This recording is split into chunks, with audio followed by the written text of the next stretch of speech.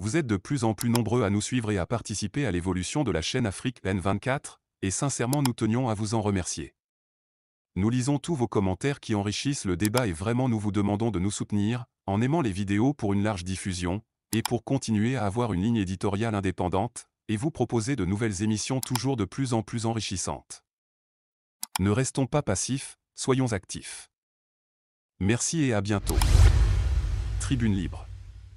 Le terrorisme face à la fragilité des démocraties africaines. Le terrorisme est le nouveau fléau des États africains. Pire que le sous-développement et ses corollaires, la pauvreté, le chômage et tous les maux connexes, le terrorisme mobilise désormais l'attention de l'ensemble des dirigeants politiques africains. Il n'y a pas si longtemps, on croyait que la terre de prédilection du terrorisme en Afrique de l'Ouest c'est le Sahel et que sa sphère d'influence et de propagation reste les pays à forte population musulmane. Aujourd'hui, cette perception est démentie par la volonté manifeste des groupes terroristes de s'étendre vers les pays du Golfe de Guinée, et pourquoi pas à tout le continent.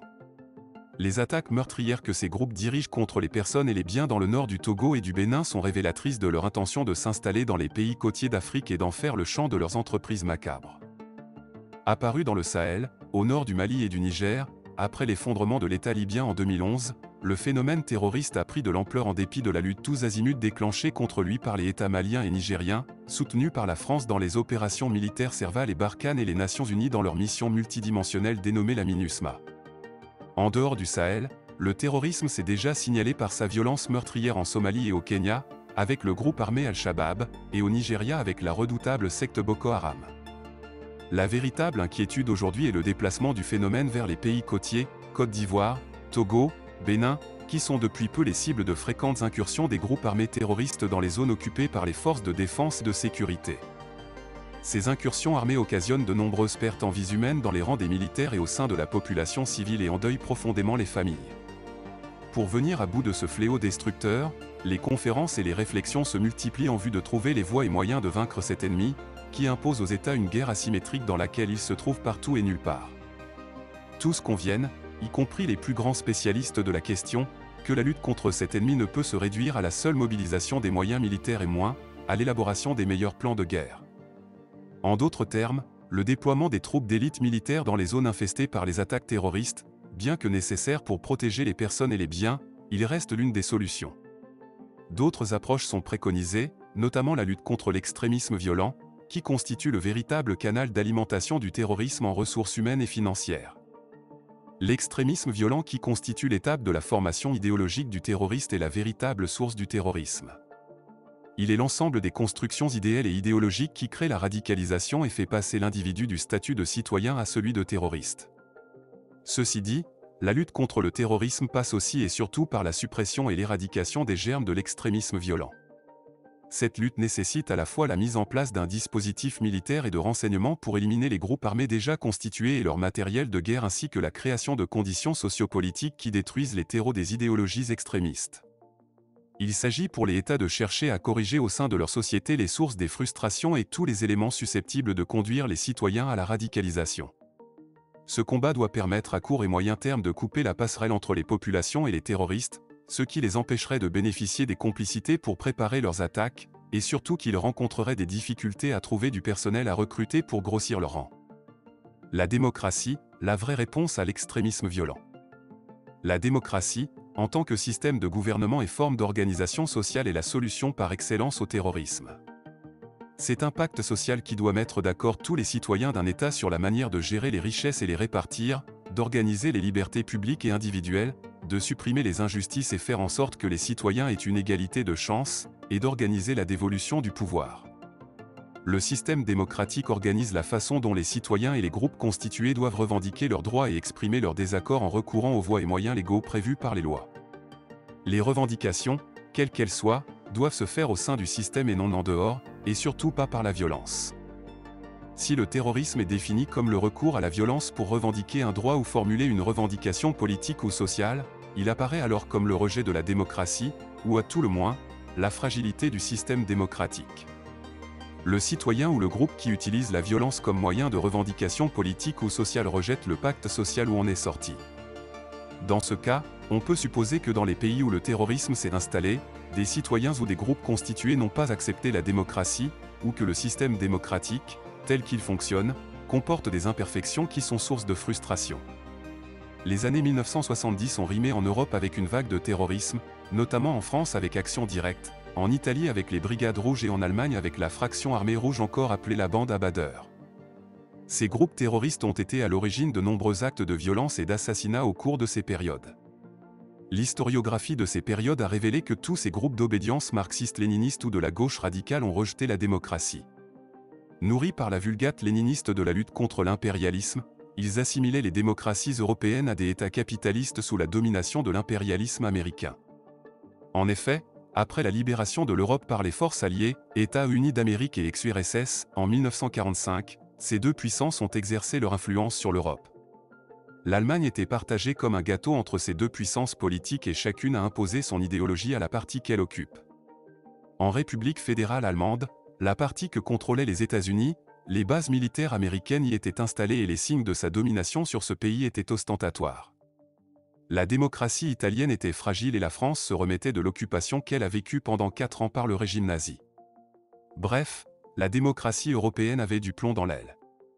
Les groupes armés terroristes de gauche contestaient cette démocratie régentée par les Américains et préconisaient des attentats contre les décideurs politiques, assassinat du Premier ministre italien Aldo Moro en 1978, l'élimination physique des représentants des grandes firmes en Europe, assassinat du PDG de la régie Renault Georges Bess en 1986, et des actes de violence de toutes sortes ont été perpétrés contre les personnes et les bases américaines en Allemagne.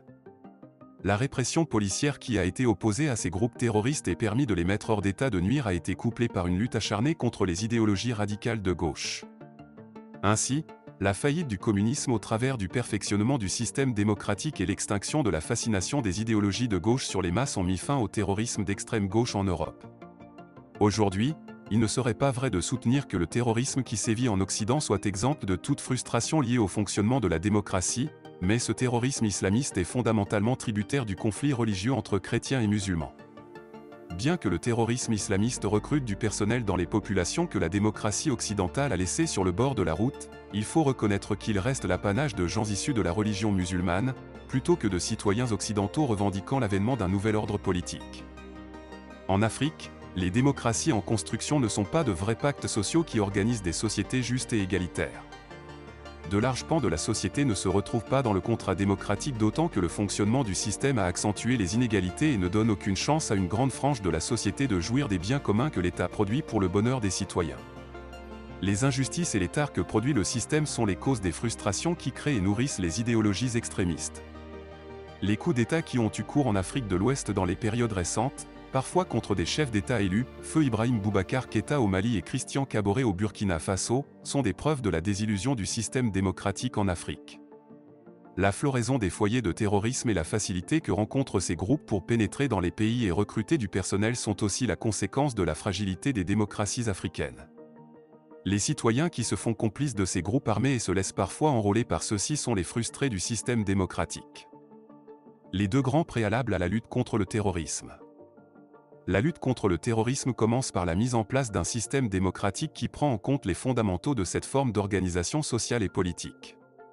Il s'agit de faire adhérer l'ensemble du corps social d'un pays à un vrai pacte social qui garantit le bonheur à chaque citoyen, quel qu'il soit et d'où qu'il vienne. Cette démocratie doit organiser en son sein la formulation des revendications à travers des mécanismes pacifiques, excluant toute forme de violence. Cela exige que la société donne une égalité de chances aux citoyens et permette à chacun d'accéder au rêve qui correspond à ses compétences. En seconde position, il faut que les décideurs politiques travaillent pour susciter une véritable union sacrée autour de la lutte contre le terrorisme. À ce moment, il faut que le problème soit posé comme une lutte nationale qui transcende les bords politiques et les divergences. Une entente entre les élites pour lutter ensemble contre le terrorisme et l'extrémisme violent devrait forcément faire naître une solidarité nationale qui ferait reculer le phénomène et créer la peur chez les terroristes. Dans ce sens, le gouvernement togolais doit aller plus loin que la rencontre qu'il a organisée entre les acteurs de la classe politique le 4 août 2022 autour de la problématique de la lutte contre le terrorisme et l'extrémisme violent. Cette initiative a été saluée et l'ensemble de la classe politique a souhaité que la concertation et les échanges d'idées et d'informations soient poursuivis. Le terrorisme est un fléau dévastateur qui met en péril l'État et la nation. Devant ce péril collectif, qui fait de chacun une victime potentielle, aucune divergence politique ne résiste, aucune démarche individuelle ne trouve raison. C'est ensemble que les citoyens doivent se lever pour lutter contre le terrorisme et l'extrémisme violent. Par Fulbert Sassou Atisso, écrivain et consultant en communication. Vous êtes de plus en plus nombreux à nous suivre sur Afrique N24, et vraiment nous tenions à vous en remercier. Nous lisons tous vos commentaires qui enrichissent le débat et vraiment nous vous demandons de nous soutenir pour continuer à avoir cette ligne éditoriale indépendante, et vous proposer des émissions toujours de plus en plus enrichissantes. Merci et à bientôt.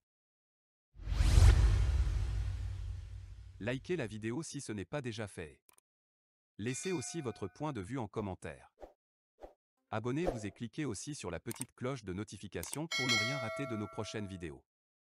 N'oubliez pas de partager aussi la vidéo et de la liker.